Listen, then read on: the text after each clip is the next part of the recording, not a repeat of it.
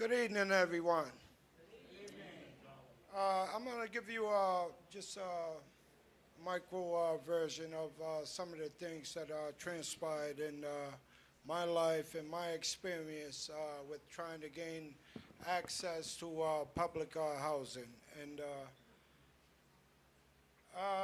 it goes back quite some years. Through word of mouth, I was told that East Providence Housing Authorities was accepting applications for Section 8s. Needless to say, I beat a path right over there and applied. And I'm a former felon many times over. I grew up here in Providence. I migrated from the South to Providence back in, I believe it was 68. I came here a very young, impressionable kid, and when I got here, it was quite a culture shock.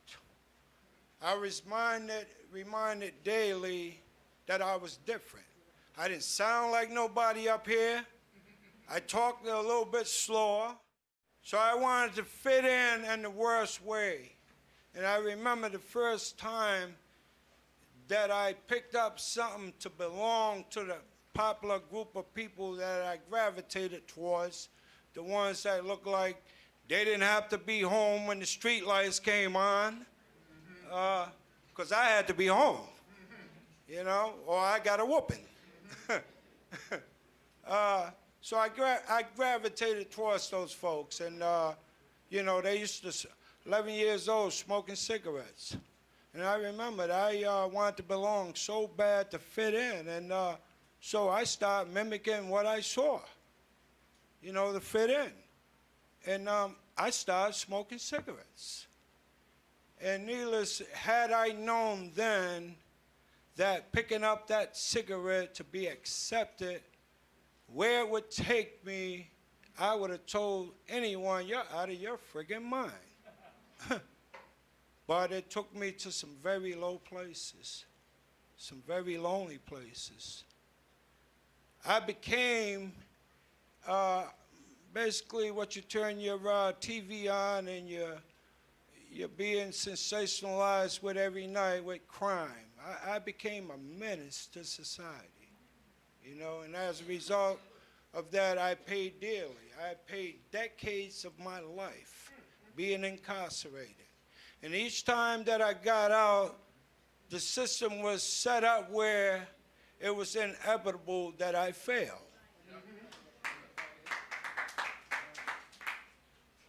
And I say that to say that even when I went to the various middle schools and high schools throughout our community, I'm not going to say no names. Everyone that's sitting in this room know what those schools are. And, basically I was just pushed forward with minimum of guidance, with minimum of expectation. I just wasn't a priority, They didn't care if I could read. They was more interested in statistics. They was more interested in statistics as opposed to securing a future for me or trying to aid me into securing that future for myself, as opposed to residing out in Cranston, Rhode Island for well over 3 decades. And, I remember I used to be ashamed of that, grossly ashamed of it, And I used to always never talk about it publicly. And I realized that I was actually doing the very things that our systems in this state counts on, a silent voice. A silent voice is tantamount to the perpetrator that's carrying out, the crimes or whatever it is that's going on. And I was a silent voice for a long time. So needless to say, because of my experience of being waiting 7 years to move to the top of a list, with great expectation that I was now employed, a taxpayer, living productively, active in my community, giving back in every way, active in my place of worship, volunteering my time needlessly, tirelessly, and I remembered that I received this letter, and they told me that I was an unacceptable candidate. Not behind anything that I did while I was waiting those 7 years, and I got to say this, that at that point I was married. I had a good life. And it was very disheartening when I got that letter. And I looked at, all the wreckage of my past, and nothing on that BCI was an indication of who I was at that moment. Nothing. Absolutely nothing. That person, I no longer even recognize that person. I don't talk like that person. I felt compelled to reinvent myself. I felt compelled to open up textbooks. I felt compelled to go back to higher education and accomplish some things. But nothing on that BCI said anything about any of that. So again, it was really disheartening, and I was just totally frustrated. And John called me, and he talked in length about what they was doing down here, about trying to perfect change for people like me. And I no longer live in Providence. I no longer fit the criteria of public housing. And that's only through reinventing myself, getting out there, having door after door after door shut in my face. But I didn't stop. I didn't give up. Because often times I wanted to.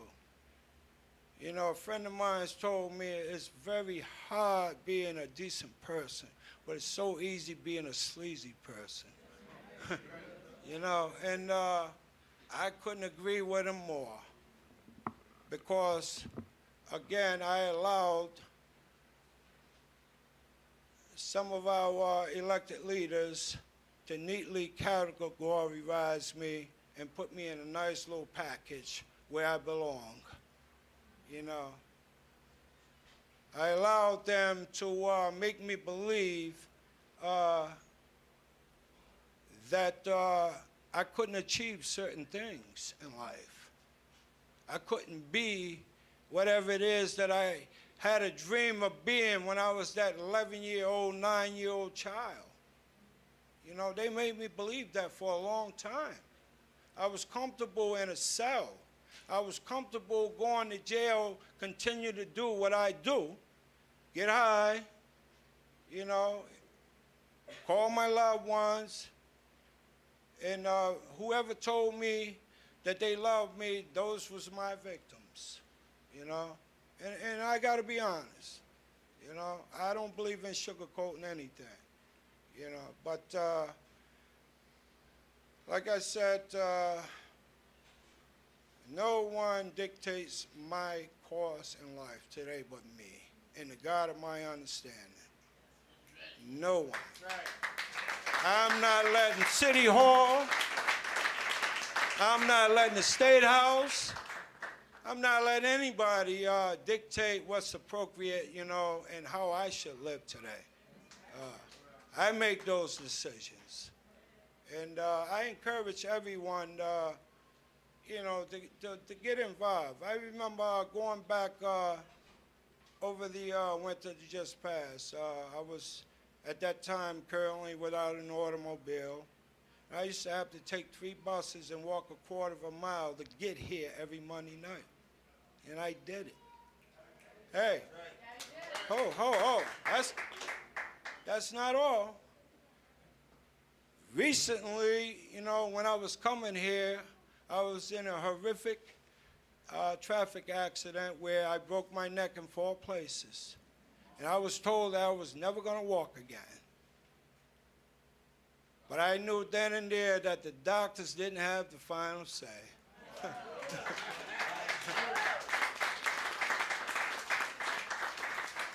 And I got here.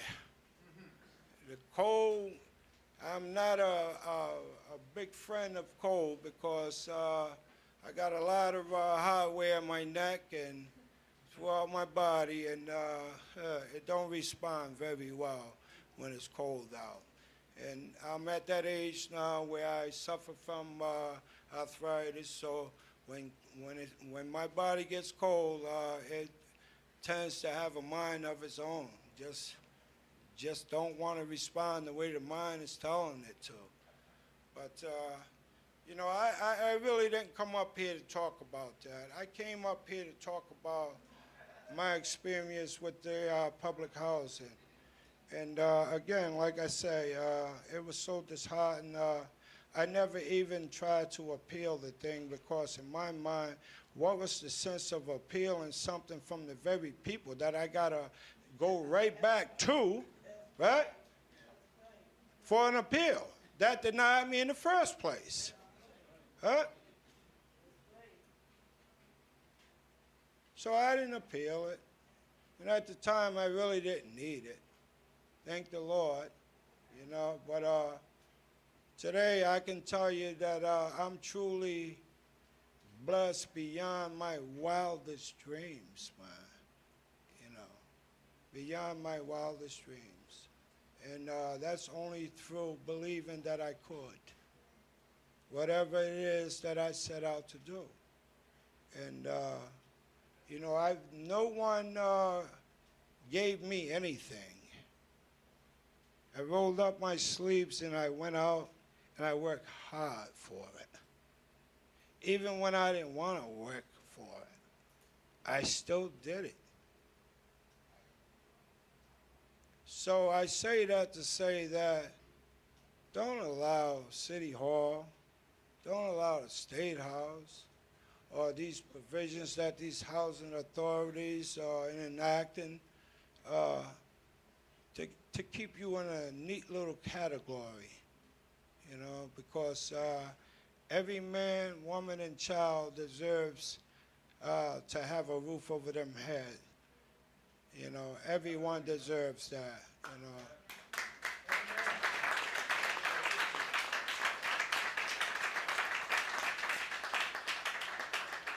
Again, like I say, I really don't have a whole lot of time to really talk about my life and what I do today. But I will tell you this, that I'm currently employed as an operations supervisor. And I have roughly about 95 people under me, you know. And some days, you know, I just often sit on the waterfront and I just enjoy God's creation and just reflect how awesome that He is for a guy like me. You know, because I didn't buy into the, you know, that old myth. You ain't shit and you're never gonna be shit. You know, pardon my language, but I didn't buy into it. You know. A long time I did, you know, but somewhere a light bulb went off. Because my moms and my father didn't raise me like that, you know. They didn't raise me like that. and I have children of my own. So I didn't want to leave a legacy behind that they would be ashamed of, be disgusted with. So I had to reinvent myself. My name is John Williams, and thanks for allowing me to come up here and tell my story.